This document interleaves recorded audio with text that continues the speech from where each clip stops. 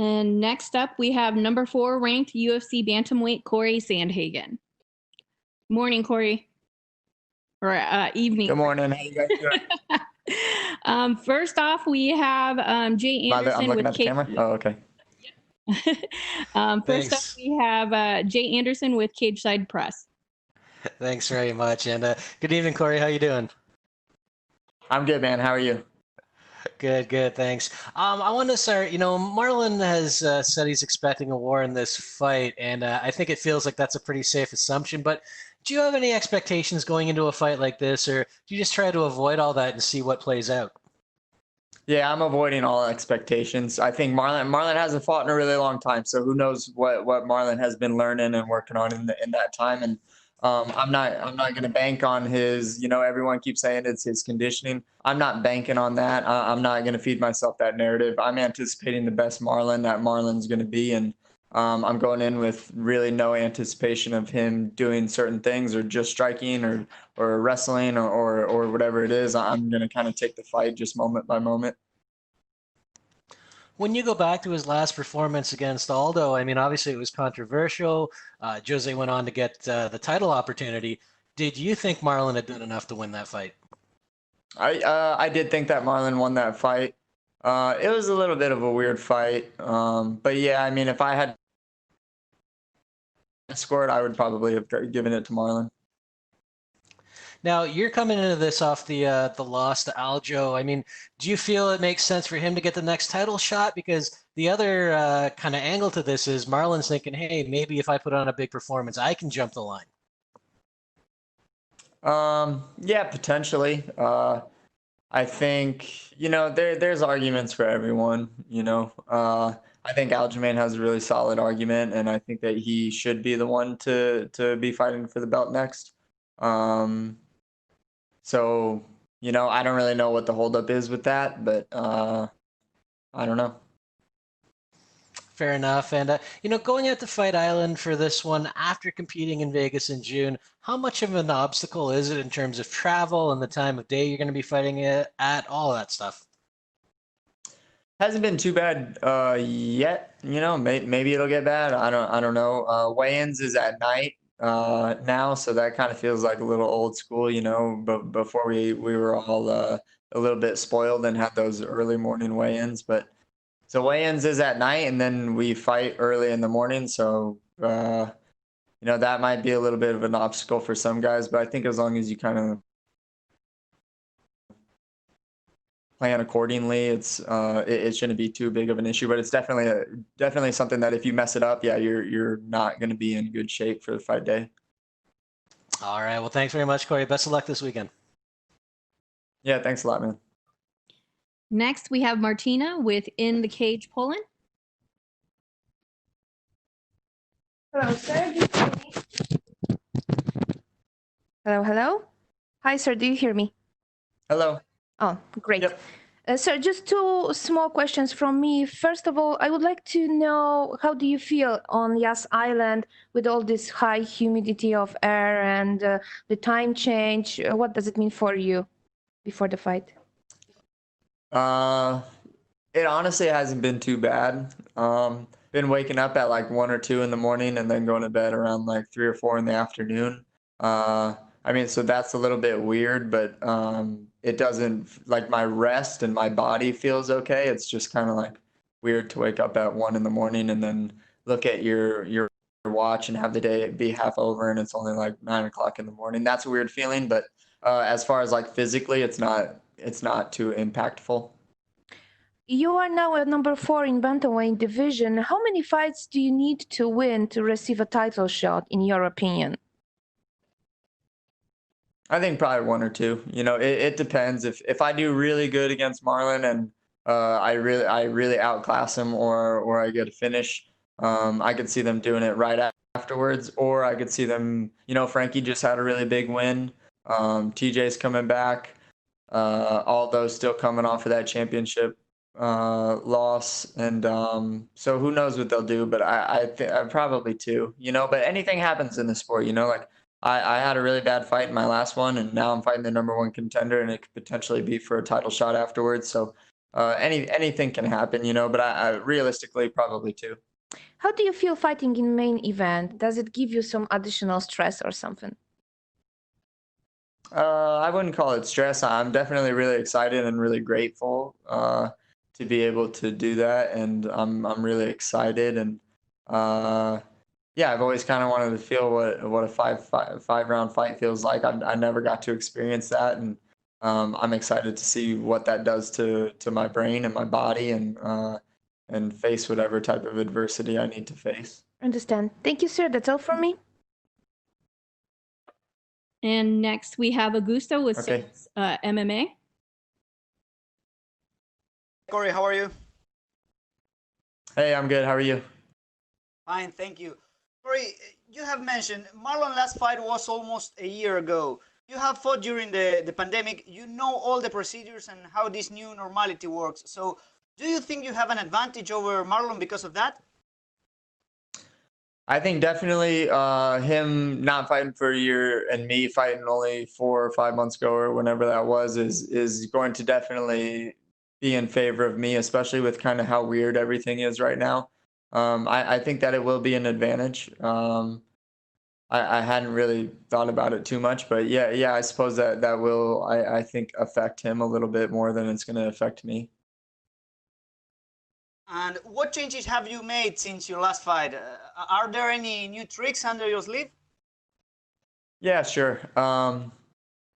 I worked a lot on my mind and being able to put myself, even when I show up to sparring and I'm tired and I want to have a kind of a coast day. I've been really good at doing the things that I've been doing with my sports psychologist to make sure that on any given day, no matter how I'm feeling, I can still get to a place in my head where I can perform at a really high level. So I'm really excited for that. That was a new skill that I definitely added since the last fight, and I'm really excited to see it pay off. And which type of fight do you imagine on this weekend? Where do you think are going to be the keys for your victory? The keys to my victory are just going to be, you know, to be myself and to be intense and to be ready at all times and to stay engaged for however long the fight lasts. Marlon's a dangerous guy. He's explosive, and I need to make sure that I'm being really engaged in when I'm fighting him. And I think if I do that and I keep my foot on the gas and I prepare myself for a war, I'll do really well. My last one. Which aspects of this Fight Island surprise you the most? What's the crazy thing about all this? Crazy like good or crazy bad? Both. Crazy good has been, I mean, I've been raving to my parents and my girlfriend about the first class flight over here. That was sick. Crazy bad.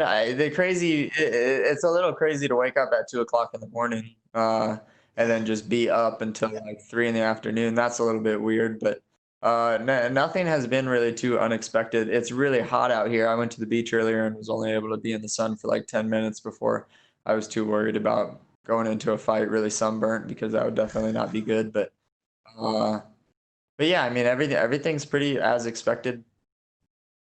Okay, Cory. Thank you very much and good luck on your fight. Thanks, man. Next up, we have Damon Martin with MMA Fighting. Cory, you mentioned just now working with a sports psychologist. Is that a new addition to your fight camp? No, so I've been working with my sports psych Joey for probably 4 years now. But you know, different problems at different times. And we addressed kind of the issue that happened in the last fight. And but no, I've been working with Joe for a really long time now. We hear all the time talking about mental health and things like that in the sport and mental acuity. How much has that played a part in your preparation for fights, working with a sports psychologist? I know Michelle Watterson just recently talked about that as well. I know Cowboy Cerrone has talked about working with one in the past. Like, how much of a difference has that made in your preparation and your readiness for fighting?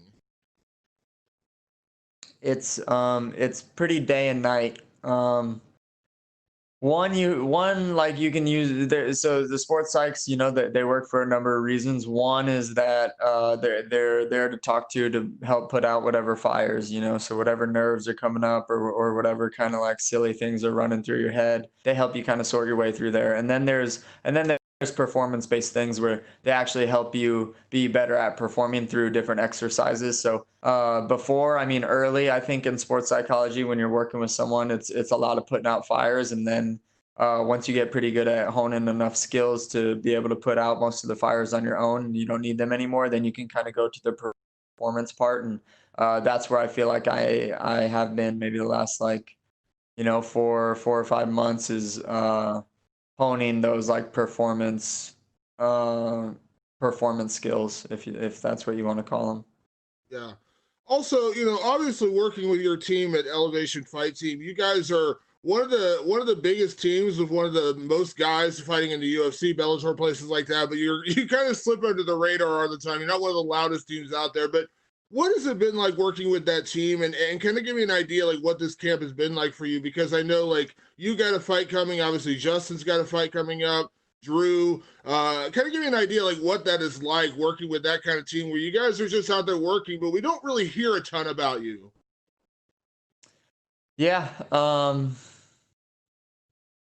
Yeah, I mean, morale is high at the gym. It's a fun environment. We all care about each other. We're all kind of in the same boat, and a lot of us are in the same areas in our careers. Like Curtis is in a pretty comparable spot to me, and Gaethje. Like Gaethje's fighting for a belt. Me and Curtis aren't doing that, but eventually we will. And just the idea of having someone and multiple people next to you that are also doing really, really well just helps breed confidence. And last one on that point, obviously there's a lot of great teams in MMA. We hear all the time America Top Team, aka places like that, but Elevation Fight Team has kind of become one of those great teams yet again. You guys kind of slip under the radar. Do you mind that your team doesn't get the publicity all the time, or does that even matter to you that you're not getting the credit? Because I feel like sometimes the coaches, people like that, kind of slip under the radar, and maybe they're not getting the same recognition as like a Greg Jackson or Javier Mendez, things like that.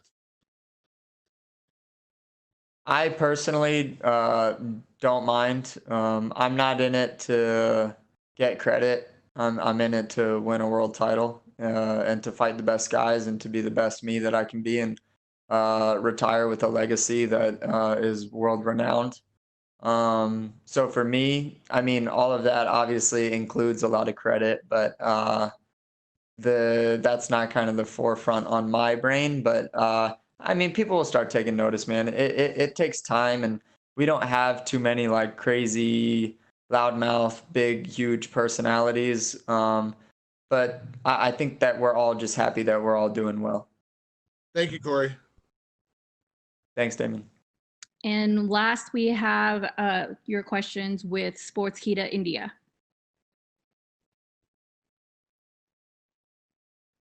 Anurag, your line has been unmuted.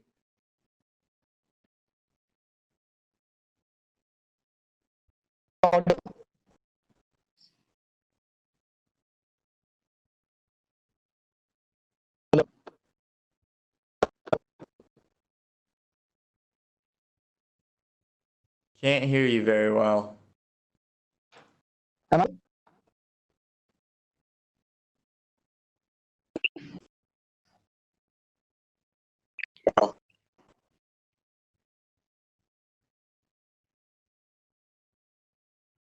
Looks like we're having some technical difficulties. Last up, we have Gabriel Gonzalez with Cageside Press. Cory, can you hear me all right? Yeah, I can hear you, man. Awesome, man. Thank you. Well, you know what? Not too much left. My biggest thing is, when you have a fight like the one with Aljo, doesn't go too long. When you go back to the gym, what were some of the things you were working on, obviously to improve and fix and everything like that? Yeah, just that mental part, like just making sure that I'm able to get myself into a headspace, whether or not I like it or not. just being able to put myself in a space where I can perform at a really high level, and also knowing where that space is, having it not be too high, having it not be too low, and just different techniques to bring it down and then to also bring it up. That's kind of been like a huge focus in this last camp, because that was a huge detriment in my last fight. An important question, there's still, I think, a bit of a stigma with the sports psychologist seeking that kind of help for the mental game for any athlete, not just combat sports.